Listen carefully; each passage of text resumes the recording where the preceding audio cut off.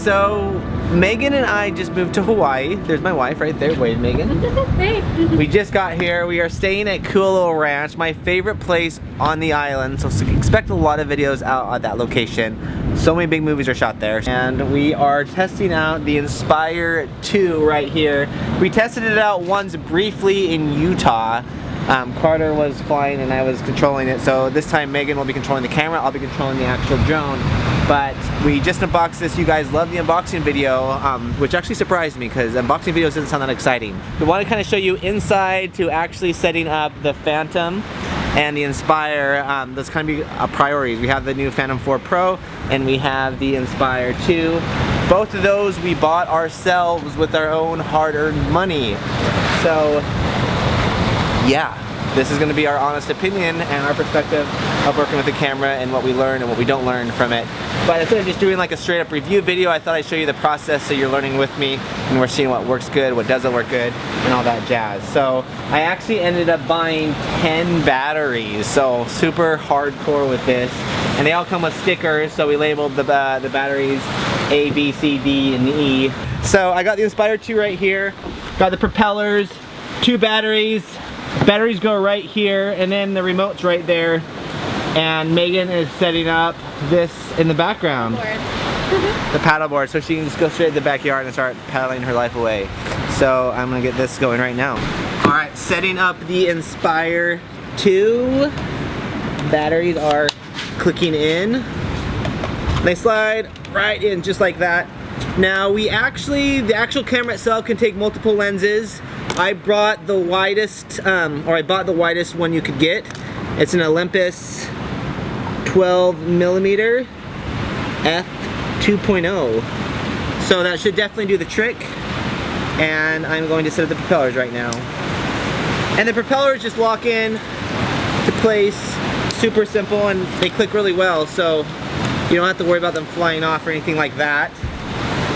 And that is already set up, good to go. And now the new Phantom 4 Pro, it actually comes with a monitor built into the actual controller. These ones don't. Those ones are super bright. I love the Phantom 4 Pro monitors, like amazing. Here I have an iPad and I'm using my iPhone, so we're gonna see how it does with those, but they're definitely not gonna be as bright as the Phantom 4 Pro monitor, so I know that already going into that. But the Phantom 4 Pro monitor is incredible. I don't think you can link the Phantom 4 Pro monitor to this. I could be wrong, but I will figure that out before I actually do a full review on this. So here we go. Alright, so we just hooked up the controllers, just like that. And it said right when I plugged in that there's inconsistent firmware. So I updated it right now and it's at 37%. And this is making a beeping noise. So they're working in harmony to each other. So I'm just updating it. I'm actually not connected to the Wi-Fi because we just moved to this house a couple days ago. So I think this is doing this all through satellite or from what's already in the controller. That I do not know. But I'm just seeing it happen as we speak right now. But when we flew it last week, we had it already updated and now we're updating it again. So the work continues. Since I've been kind of configuring everything in the menus and figuring out all that jazz, I found out, I switched out the batteries and then the new batteries had inconsistent firmware, so I had to update the batteries. So it seems to me right now firsthand that the batteries are almost like computers where they have their own software. Whether that's true or not, I don't know, but I definitely had to update the firmware on the actual batteries itself. So I just got done with that, and I got 10 batteries, so I'm gonna have to do that to the other 8 batteries. So getting stuff done.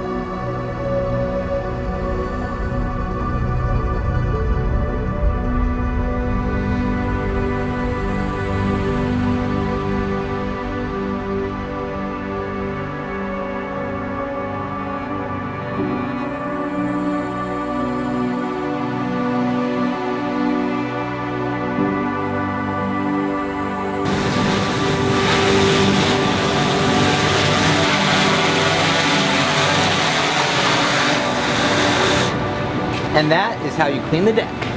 So mission accomplished. We just did flight number 1 in Hawaii. The battery lasts, I don't know exactly how long, but we got about 30 minutes. I recorded in a couple different formats. I just did straight up 4K, the 422, ProRes 422. And then we also did, for you guys, we thought it'd be cool to give you the raw 5K CNG file, I believe is what it is. So I'm going to have a link to Dropbox in the video description where you guys can go and download that clip if you want to kind of play around with it and see how that footage looks. So we just got done with flight 1 and Megan had fun with it. She was controlling the actual gimbal itself. I was controlling the drone. So like I said, we have 10 batteries. We just went through 2 of them. So we're going to put 2 more batteries in this and we're going to get out and keep on flying, but I'm already learning a ton about kind of working with this and all that jazz. The one thing I haven't figured out is we have yet to figure this out. Now come here. We have looked on every website and we can't figure out. It has this forward-facing camera so I can see where we're going. We haven't been able to figure out how to activate this. I've seen another YouTube video of someone doing it, but we didn't have that setting on our phone, so I don't know how they were doing it. So I'm crossing my fingers one of you guys knows how to activate this camera because we can't figure it out. Alright, so round 2, I'm putting in both batteries. They're both in. And to turn on the camera, 1, and then hold it, 3, 2, 1. And it's on, just like that. It's like magic. Camera's getting calibrated. For some reason, when we took off this first time, the horizon was a little off. So after we were up for about 3 or 4 minutes, then the horizon got itself figured out. I don't know why it did that. Maybe it's because it took off on the deck, but the deck looks level to me. And everything we were seeing on the camera was level, so I'm not sure what the issue with that is. So I'm going to get this lined up. We're taking it from our back porch, and then we fly it right under this tree, and then we just film in our backyard. The world is your oyster.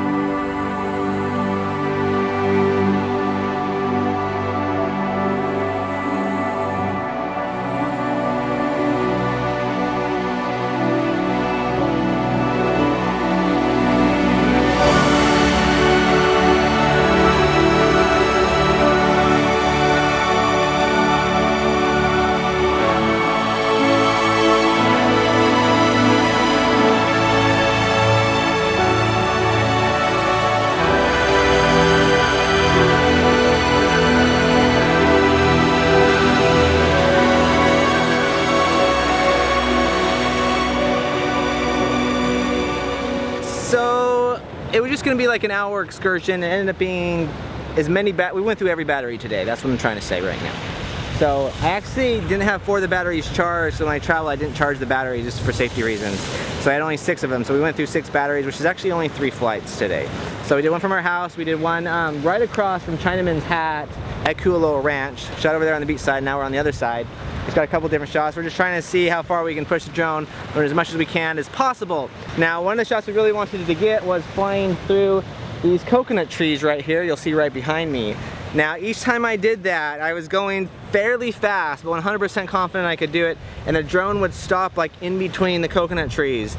So it has amazing response to what's around. So for example, you're probably not going to hit someone. Be safe though, if you're going straight at them, because it detects anything there and it stops right there. So it was detecting the coconut trees as far as the leaves and the actual tree stump, and it was like stopping when I was in the middle of it. It would stop because it could detect all those things around it. So I believe there's something in the settings where I can turn it so it's not as sensitive as that. This is more for safety first, but we're not always about safety with what we do. But we're gonna be trying that out. I need to figure it out tonight. I'm gonna go on the menus and look up some more tutorial stuff on what I can do to change those settings so I can fly through trees. But we try to fly as low to the water as possible, and when you're working with your wife, you gotta be safe. But Megan and I are constantly communicating. She's letting me know, okay, you're too close to a tree. Even though I see what's going on, you have to have that two-way communication, because sometimes I'm just looking at the drone and I don't have the exact depth perception of what's really going on. So you always both need to be in communication.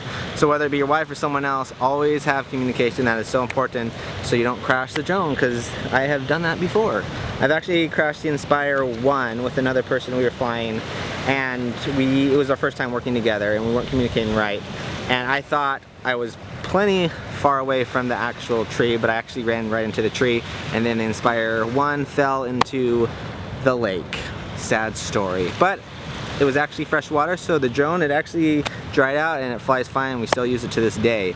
But we just weren't communicating correctly, and that would have been prevented. Now with the Inspire 2, that would have been prevented 100% because it would have been able to detect the tree, stops right before, and there wouldn't have been any accidents. So that is my experience so far with the Inspire 2. Once again, this is not a review. This is more of us learning together as we make mistakes or have triumphant moments together. So a couple things I learned firsthand is you have to update the batteries. You got to. For some reason, I don't know why it is, but they require firmware upgrades as well, so you have to do that with all the batteries. So plan on that if you're buying a battery. Other big thing that I learned is that the footage does look incredible. I'm gonna look at it tonight, and then I'll be uploading it to Dropbox so you guys can download it. So there's a link down below in the description to some of the raw 5.2K files and some of the ProRes 422 files, so you guys can play around with those. Now, just a kind of a heads up, the raw files, the 5.2K files, I threw those into Premiere when we were testing this in Utah for the first time. You actually can't, you can open those, but it looks weird. They're a little darker, they're really dark actually, the 5.2K files. So you actually have to throw them in DaVinci and edit them there. And I'm not familiar with DaVinci very well, so right now I'm mostly, personally I'm shooting on the 422 ProRes files. So I'll have some of that footage playing right now so you can kind of get an idea of how that looks, doesn't look. Megan is not a drone pilot or operator by any means, but this was her first time picking that up. So I was actually super impressed with what she did so far. So the camera, the drone, it all handles super well, and you can kind of change how sensitive the gimbal is. So he made it so the gimbal wasn't super sensitive just because it was one of her first times trying it. So if she went left or right, it wouldn't move super fast, it would move more slower. So you're not going to be wanting to go that slow when you're filming like high action sports stuff with people like jumping off cliffs where you need to look down faster.